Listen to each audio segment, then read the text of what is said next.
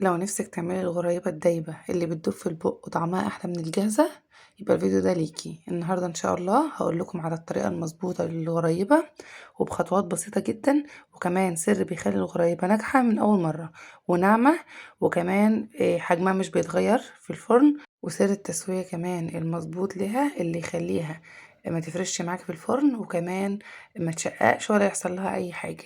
يلا بينا نسمي الله ونبدأ نشوف هنعمل ايه. مبدئيا المكونات عندنا: كيلو من الدقيق، 650 جرام سمنة، سكر بودر ربع كيلو أو 250 جرام على حسب بقى بتعاري بإيه. عندنا معلقة نشا، عاوزة تحطيها حطيها، مش عاوزة تحطيها عادي براحتك. عندنا رشة فانيليا وذرة ملح. بخصوص السمنة يا جماعة، لازم تبقى باردة، تحطيها في التلاجة شوية علشان لما تيجي تضربيها ما تسيحش منك. تمام، عاوزين السمنة تكون باردة، دي خطوة مهمة جدا من خطوات عمل الغريبة. تمام، ليه بقى مهمة؟ علشان طبعا السمنة لو هي بدرجة حرارة المطبخ هتيجي تضربيها او تخفقيها، يعني هتسيح منك ومش هتعمل الفوم اللي احنا عاوزين نعمله. لو انت ما عندكيش عجان هتعملي بايدك عادي او بالمضرب اللي هو ايه، المضرب اليدوي بتاع المطبخ عادي، بس هيحتاج منك شوية وقت. احنا عاوزين نوصل لقوام الكريم شانتيه او الكريمة اللي انتوا هتشوفوها دلوقتي. يعني حطينا السمنة الباردة اللي هي طالعة من التلاجة، بس ما تكونش يعني مجمدة قوي، طالعة من التلاجة عادي، يعني زي عيريها وحطيها شوية في التلاجة، وتحطي عليهم السكر البودر لحد ما تلاقي القوام بتاعهم بالشكل اللي قدامك ده، زي الكريم شانتيه بالظبط. يعني تاخدي شوية كده على المعلقة وتيجي تقلبيها كده، ما يتقلبش معاكي او تقع في الحلة تاني. تمام، دي خطوة مهمة جدا من خطوات عمل الغريبة. بخصوص السكر، لازم يبقى سكر بودر يا جماعة، ما ينفعش نحط سكر حبيبات ولا اي حاجة. شايفين القوام عامل ازاي؟ باخد حبة على المعلقة مش بيقعوا خالص. هنا حطيت معلقة نشا زي ما قلت لكم، انتوا ممكن تستغنوا عنها، وشوية الملح. شوية الملح دول ذرة، يعني مش حاجات كتيرة ولا حاجة. غيرت بقى الأداة بتاعة العجين، خليت الكف هو اللي موجود، وهنزل بالدقيق بتاعي. لو انت عاوزة تعملي نص كيلو اعملي نص المقدار اللي انا عاملاه بالظبط في كل حاجة، اقسمي المقدار نصين. بس نصيحة مني، اعملي الكيلو كامل لان فعلا هيعجبك طعمها جدا وهتخلص منك في ثواني، فاعملي الكيلو اريح لك. بصوا يا جماعة، طبعا الغريبة مش بتحط فيها اي مادة رافعة على خميرة ولا بيكنج باودر ولا اي حاجة، هي بس الثلاث مكونات دول. فانت عادي عاوزة تعجني فيها عجينة براحتك بقى، المهم ان انت توصلي للقوام اللي انا هوريهولك دلوقتي. انا مرضتش اكمل بقى في العجان وقلت اعجن لكم كده بايدي واوريكم القوام يبقى عامل ازاي. تفضلي تعملي بصوابعك كده لحد ما كل المكونات تمتزج مع بعضها. هي كده لسه القوام بتاعها مش حلو، انا حسيت ان هي محتاجة كمان 50 جرام سمنة. انا كنت حاطة 600 بس الاول، دلوقتي زودت كمان 50 بس. تمام، بتفضلي بقى تقلبي فيها يمين وشمال وتقلبي فيها من فوق لتحت لحد ما تلاقي السمنة بتاعتك والسكر والدقيق كله امتزج مع بعضه كويس خالص، هتوصلي للقوام اللي انا هوريهولك دلوقتي. هقولك بقى على معلومة برضو وانت بتعمليها: الايد اللي انت بتعجني بيها دي ما تختبريش بيها العجين، اختبري بالايد التانية اللي هي نظيفة، اللي انت اصلا ما فيهاش عجين ولا ملزقة. انا سبتها ترتاح 5 كده، طبعا هي ما فيهاش ماده رافعه ولا حاجه، بس انا سبتها لحد ما تهدى كده من درجه حراره ايدي اللي انا كنت عماله اضرب فيها. هجيب بقى حته عجينه كده واكورها على ايدي واصوغها بصبعي كده. لو لقيتيها تمام معاكي وناعمه اوكي، لو لقيتيها بتتشقق يبقى هي ناقصها حاجه. انا هوريكم بقى القوام المظبوط اللي انا ما زودتش اي حاجه دلوقتي، يعني كل اللي انا حطيته 650 جرام سمنه بس. ايدي بقى نضيفه اهي، باعمل بيها، شايفين بحط بصبع الابهام كده في العجينه، مش بتشقق ولا يحصل لها اي حاجه. انا كل اللي انا عملته ان انا بس يعني عجنت العجينه كويس. هنا بقى نحط شويه فانيليا، المفروض كنت احطهم في الاول بس انا كنت ناسي احطهم، حطيتهم دلوقتي. انت ممكن تستغنى عن الخطوه دي على فكره عادي، بس يعني بتدي ريحه حلوه وكده.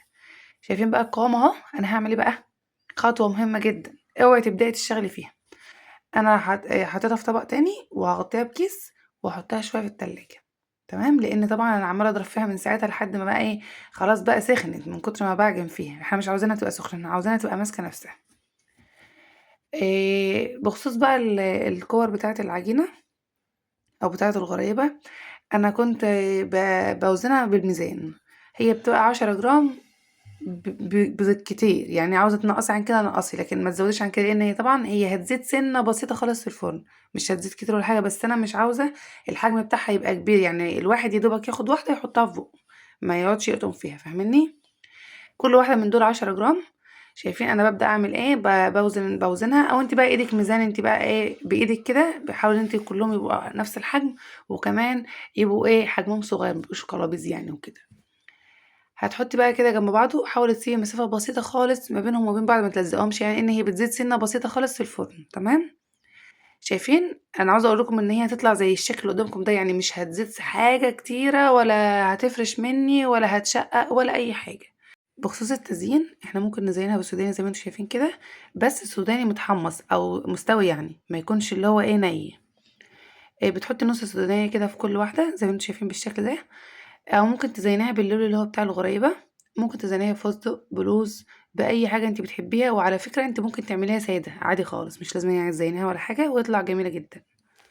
بخصوص يا جماعة التسوية، انا دايما لما باجي اعمل اي حلويات او اي معجنات بسوي مثلا 3 قطع كده في الفرن الاول لوحدهم. بجيب طاسه كده مثلا، طاسه صغنونه كده او صينيه صغنونه، وبحط فيها مثلا ايه 3 غريبات مثلا، وبحط الغريبه دي في الفرن، اشوف بقى هي تفرش مني، هتشقق، إيه هتاخد وقت قد ايه، درجه الحراره قد ايه. بظبط اموري كده في كميه بسيطه، بحيث ان انا اما اجي اعمل كميه كبيره ابقى مطمنه بقى عليها في الفرن وكده. تمام. إيه انا لما كنت جربت بقى ال3 اللي انا قلت لكم عليهم دول، إيه هم خدوا في الفرن بالكتير 15 دقيقة، بتاخد من 12 ل15 دقيقة في الفرن على درجة حرارة 160 درجة هادية خالص. تمام. طبعا على الرف اللي في النص، اول ما ال15 دقيقة دول بيجوا او ال10 دقايق بيجوا هقول لكم بنعمل ايه.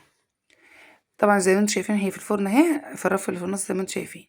بجيب معلقة، وهي دي اللي بتخليني اعرف هي استوت ولا لا. ازاي؟ طبعا انت لو جيتي مسكتيها هتلاقيها لينة حتى لو هي مستوية، لان طبعا ايه هي سخنة وكلها عبارة عن سمنة وسكر ودقيق، يعني هتبقى اكيد سايحة في ايدك حتى لو هي مستوية. هنعمل ايه بقى؟ بالمعلقة كده نروح قلبين الغريبة على معلقة تانية. تمام. او محركين الغريبة، لو لقيتيها بتتحرك معاكي وماشية كده معاكي في الصينية اعرف ان هي استوت. هقول لكم بقى ازاي خطوة المعلقة ديت. بصوا كده، قربوا معايا. بتجيبي معلقتين،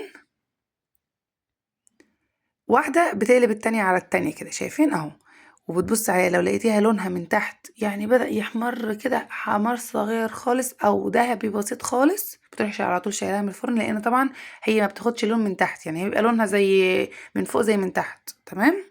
بتروحي مطلعاها، طبعا ما بتحركهاش ولا بتمسكيها ولا بتشيليها ولا بتيجي جنبها خالص، انتي بتسيبيها في الصينية لحد لما تهدى خالص وتبرد تماما.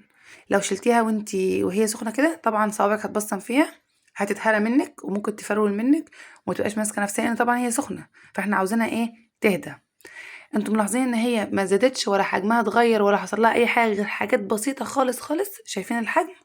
شايفين حجمها ما اتغيرش خالص اهي، يعني هي يعتبر بس ايه زادت كده ايه حاجات طفيفه. بخصوص بقى التخزين يا جماعه، انت بتجيبي علبه تلاجة، بس قبل التخزين بصوا لي كده على التبصمه، مفيش تبصمه خالص في الغريبه. شايفين إيه ماسكه نفسها؟ شايفين لونها من فوق زي من تحت اهو، مش واخده لون احمر جامد من تحت ولا اي حاجه، لا هي لونها من فوق زي من تحت. بخصوص التخزين بتاعها يا جماعه، احنا بنجيب علبه عندنا يكون لها غطا. تمام. بحط في ارضيه العلبه كده كيس بلاستيك من اللي هو بتاع التخزين عادي، وبرص كده الغريبه جنب بعضها. عاوزه اقول لكم ان انا طلعت فوق ال 220 قطعه غريبه بالحجم اللي قدامكم ده من كيلو دقيق بس واحد. برصها جنب بعضها كده، بتحطهاش فوق بعضها ولا حاجة، بتحطي بينهم وبين بعض أكياس، يعني دلوقتي هحط طبقة كيس تانية فوق الطبقة اللي أنا حطيتها ديت، وأرجع أرص كمان رصة. تمام. شايفين أهو، بجيب كده المقص بتاعي وبقسم الكيس نصين بالشكل ده، وبرص بقى إيه أكمل الرص بتاعي. صلوا على النبي يا جماعة. بخصوص الحجم بتاعها يا جماعة، احنا ممكن نصغره عن كده زي ما قلت لكم وهيبقى أفضل. شايفين بعد ما خلصت كل الكمية اهو، ما شاء الله، عاوزة أقول لكم تحفة، بتدوب في البق فعلا، روعة روعة روعة. هبدأ أغطي بقى الوش بتاعها كمان بكيس، وهغطيها بالغطا بتاعها. أنا كده مليت العلبة دي وعملت كمان علبة صغنونة كده إيه منها.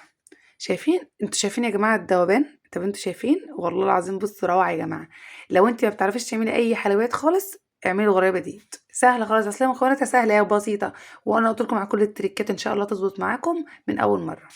وبكده تبقى الغريبة بتاعتنا خلصت معانا، طرية ودايبة وطعمها يجنن. جربوا الطريقة وقولوا رأيكم ايه في التعليقات. لو عجبكم الفيديو ما تنسوش تعملوا لايك، اشتركوا في القناة على اليوتيوب لو انتوا لسه مشتركتوش، فعلوا زر الجرس عشان يوصل لكم كل جديد، اعملوا لايك لصفحتي على الفيسبوك، وممكن تشاركوا الفيديو على صفحاتكم عشان الكل يشوف ويستفاد. استنوني بقى في فيديو جديد تاني ان شاء الله، وباي باي.